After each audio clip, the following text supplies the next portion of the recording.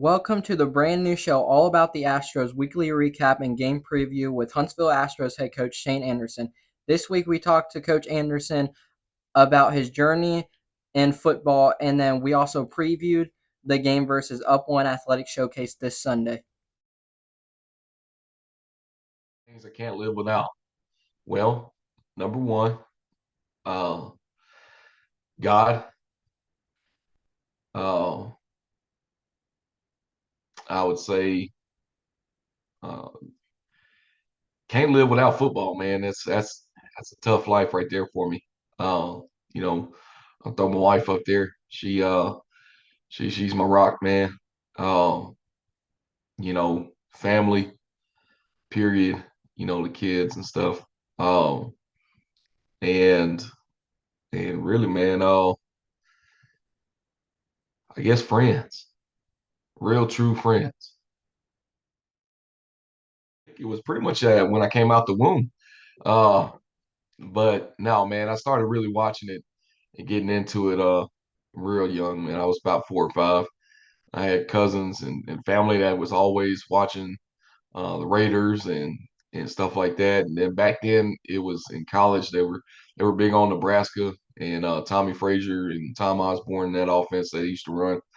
So we used to watch a lot of football on TV, and that's where it all started.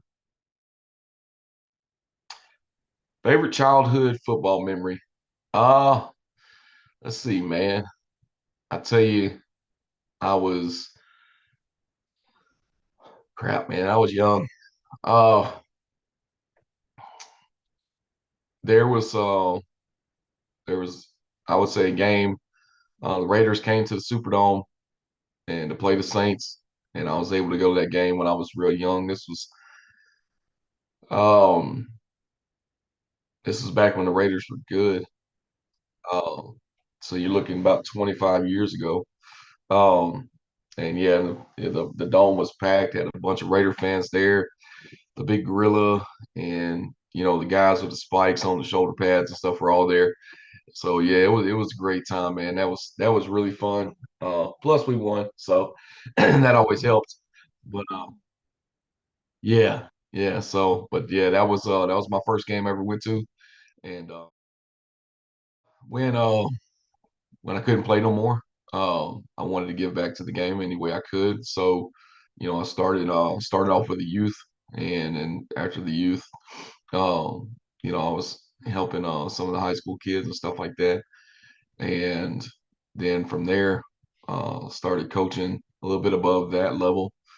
Um, was brought in with the preparatory college level, and then um, the minor leagues and stuff like that. And then when this opportunity came available, um, I stepped up, and the coaching staff we have with all the players, that's pretty much what led us up to today.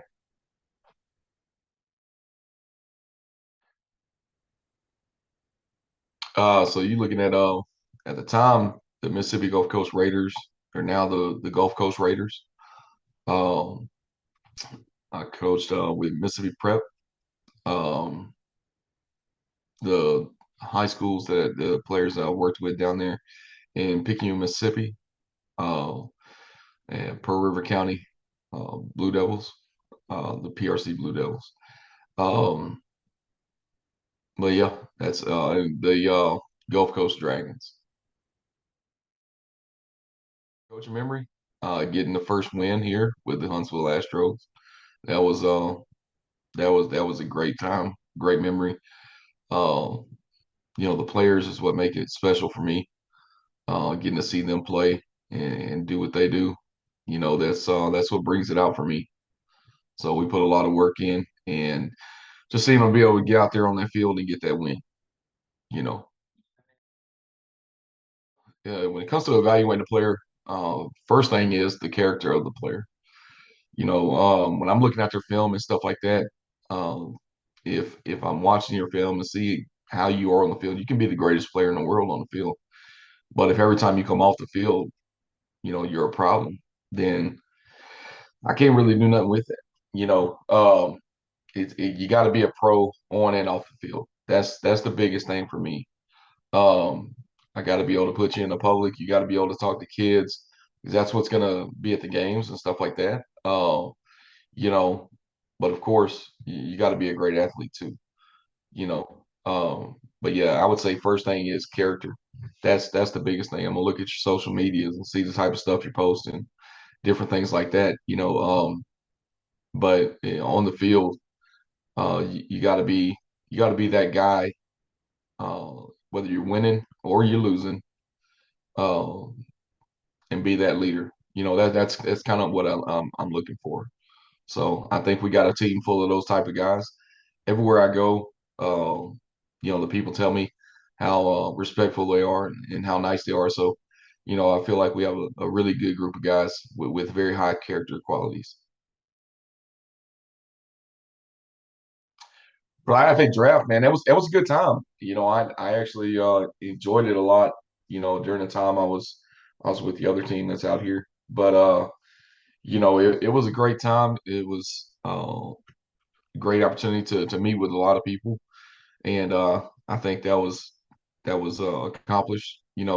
And I had some friends that came out and stuff as well. So it was a good time for everybody. Well, I could say all the credit goes to our owner, Anthony Richardson, for that. You know, we could have every piece in the world that we wanted to have, but if we didn't have somebody that was willing to step up financially and take this thing on like he did, then we've been it would have never got off the ground. But the way he stepped up, the way he did things, he came right out and right out the gate and made sure we had everything we needed. Um, Other than that, it was a matter of calling players. Hey, look, this is what's going on. This is why I'm not going to be there. That's why I'm leaving. And you can come or you can stay. It's up to you. And I did the same thing with the coaching staff. And the cheerleaders came over, obviously. You know, yeah, yeah, the flight line crew. Yeah. Uh, so the transition wasn't really that bad. The hard part was only being able to have 40 guys, because over there we have 53. Yeah, and there was a good bit of people that they were not happy they weren't able to come. But I mean that's the business of it. I took all that I could, and at that point, what do? Why do I have all this freaking cold water all over me? Yeah, that took my breath away. Oh, but no, man, I was happy, man. It was a good feeling. It really was. Um, and you go back and you watch it, man. It's again for me seeing the excitement on the players and stuff like that, and sharing that moment with those guys. That was a big moment for me, man. In my career. So I enjoyed that, and to be able to spend it with them, that's just that made everything. Like the Raiders. All right. So I get this question a lot because I'm born in Mississippi, raised in Metairie, New Orleans, and then Slidell, and back to Mississippi. And the Raiders all the way on the west coast of America. Huh? Yeah. Yeah. So growing up, man, uh, the my cousins and everything, and when they listen to music and stuff, one of the big groups that was out back then was NWA. And NWA made wearing Raider gear very prominent. So no matter where you were at, and I grew up and seen those guys, my cousins and everything, wearing all the Raiders hats and starter jackets and stuff, and I just got rolled right into it, man. And look, when I'm on it, I'm on it. I ain't gonna change. So that's I'm a Raider forever, no matter how good or how bad we are. I'm a Raider, and yeah, man. That's how it started. NWA, Eazy-E, and Ice Cube, and Dre, and all them guys. Well, I base everything on two principles. You know, Um, the offense has to execute and the defense has to be prepared. So as long as our defense is prepared, like I feel we are, then we should handle business on that side of the ball. And offensively, we know the game plan. We go out there, they got to stop us. We don't have to adjust to them. They got to adjust to us, and we just have to execute. We got to play our game, and if we do those two things, we'll be okay.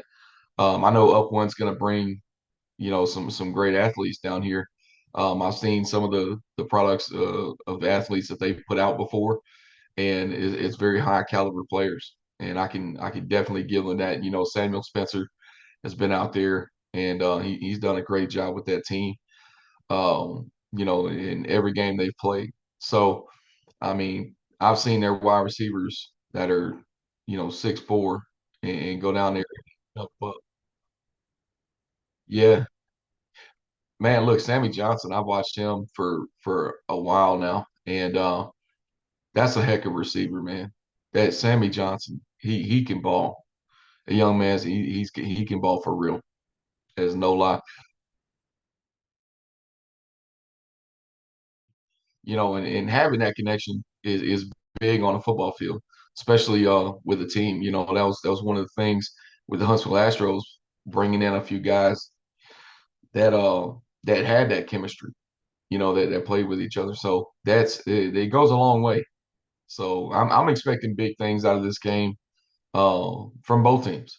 I expect them to come in and be hungry and want to show us up, and I expect our guys to come in and be professional and handle business. That's what we get paid.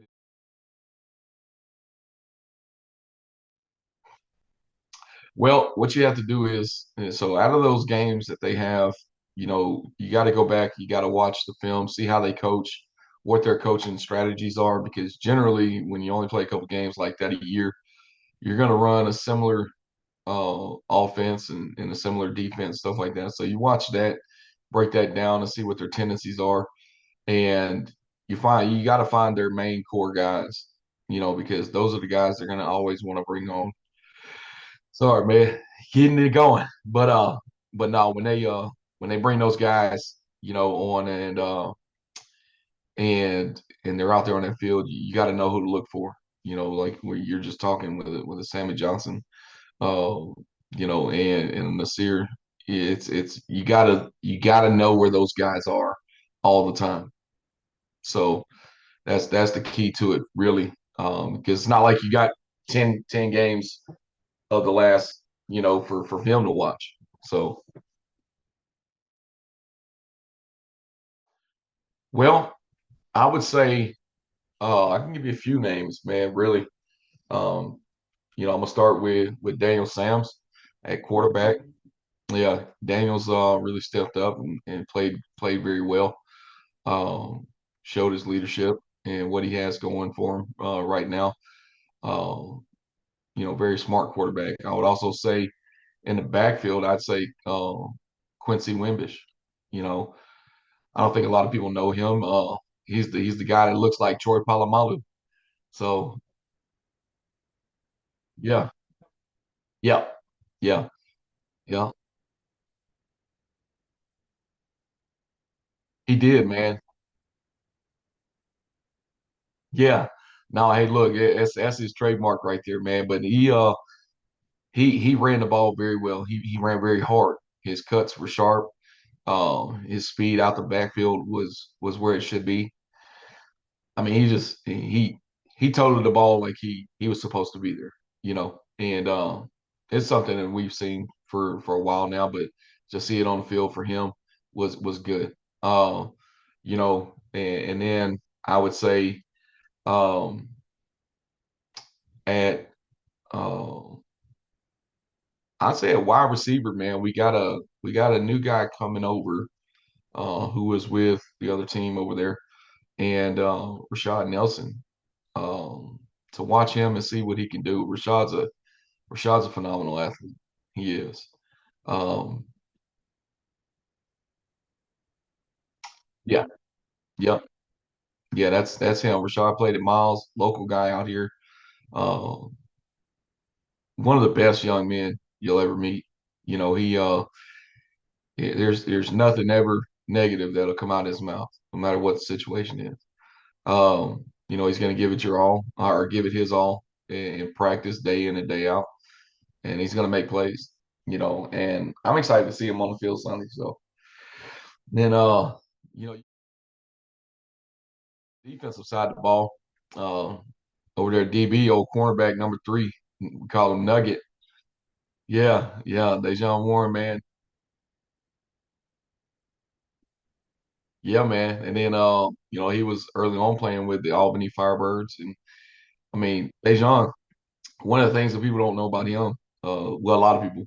Um, so when Dion first went to Jackson State, Dejon was his first recruit because after Dejon was Travis Hunter.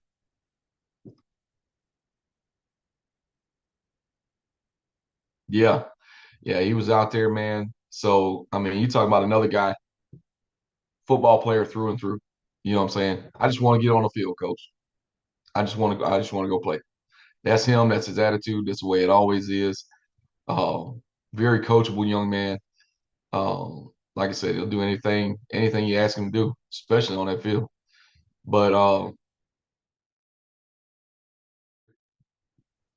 gonna say, we got Jalen Alexander and Ryan Henry. That's the duo right there, man. Those two guys, like when it comes to being knowledgeable, having the IQ that they need, plus the tangible the talent things level that they need is second to none. These guys are fast, they hit hard, and they make plays. They call out things. They do the things on defense that you want to see. So, I mean, and God forbid QB start getting enough time to throw the ball. Tank Nichols up here in defensive front is coming up a hole, whether he's got one guy blocking him or two guys or whatever. So, we got Edmund Gooden all the way around at defensive end. So, I mean, it's a lot of guys. That's why it's hard to pinpoint just a few because any one of these 11 can literally make a play at any time. If Evan Cooper back there at safety gets the ball in his hands, I mean, the kid runs a 4.2, like literally a 4.2. He's a college track athlete, and he's got blazing speed. If he gets it, he can take any one of them to the house. So, it can be a special thing, man, when one of these guys on defense get the ball in their hand. And I can tell you this much for real, one thing that we preach is, if you get the ball and you get a turnover on defense, everybody on that defense just became an offensive player, and they're looking to take a block because we're trying to score 6. So Clark Clark is Clark's a great human being, you know, um, for real. It doesn't get much better than Clark. I'm gonna tell you that, and he's probably one of the most jacked punters I've ever seen in my life.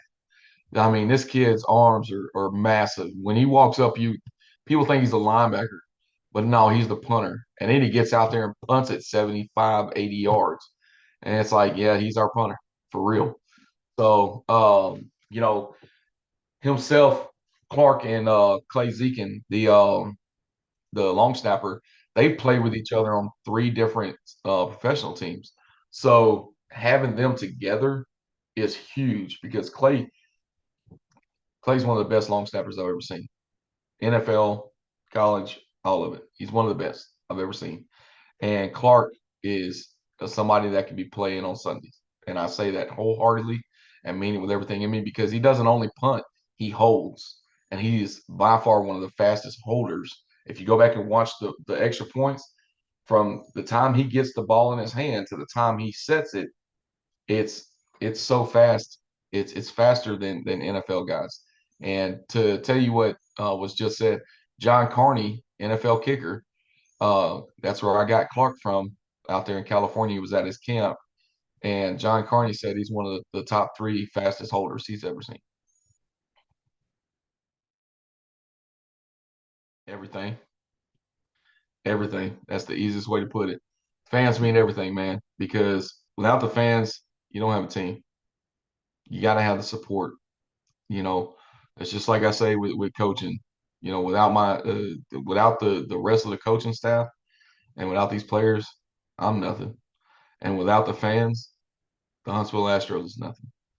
You know, you got to have the fans, you got to have the support of the community to make anything work. But you know, seeing the kids come out and like after the game, you know, talk to the players and their faces light up, man, that's awesome to see. It really is. And yeah, we love our fans, and you know, we want to do anything we can for them, and we just really the best thing we can do for them is give them good football, and that's what we try to do. So Thank you to everyone who is going to watch this video. I really appreciate it. And thank you to head coach Shane Anderson for answering my questions and coming on the show this week. And remember, the game's on Sunday at 6 o'clock at Milton Frank Stadium. So make sure you show up and support the Astros. And that is all about the Astros of the first episode. Remember to like, comment, and subscribe.